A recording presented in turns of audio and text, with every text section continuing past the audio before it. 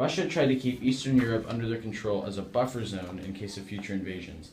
None of these countries would become a part of Russia, but were heavily influenced, and communist regimes were created in each country. This was an unprecedented spread of communism, as the vast majority had either democratic, fascist, or monarchy governments before the spread.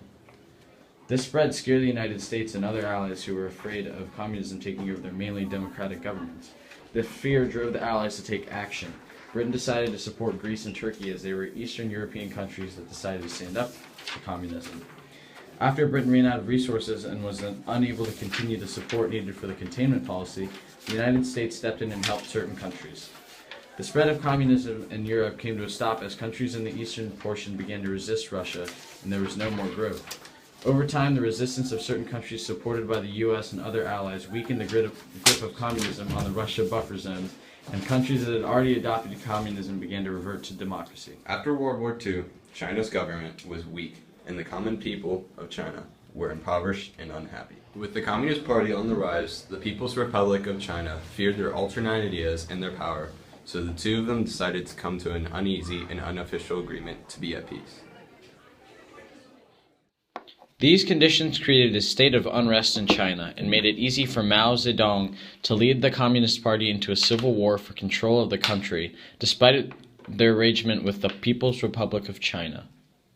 The U.S. had a basically non-existent containment policy for China. The only mild action they took in supporting democracy was their backing of the PRC, which was minimal. After the communist government was established in China, the U.S. tried to support the PRC more, but it was too little, too late. Eventually, the People's Republic of China and the U.S. took different sides in the Korean War, which meant an end to their mutual support. A communist regime was established in one of the most powerful countries in the world and opened the door for communist expansion in Asia. The United States became involved in a long series of satellite wars, with the goal of preventing the spread of communism in Asia. These wars led to some of the most deaths for American soldiers outside of the world wars and tensions between countries that have lasted to this day. The Truman Doctrine was President Harry S. Truman's speech to the public, where he told other countries that he would support them with military and economic help if they pledged not to support communism and Soviet rule. This was President Truman's attempt to contain the Soviet influence and the spread of communism.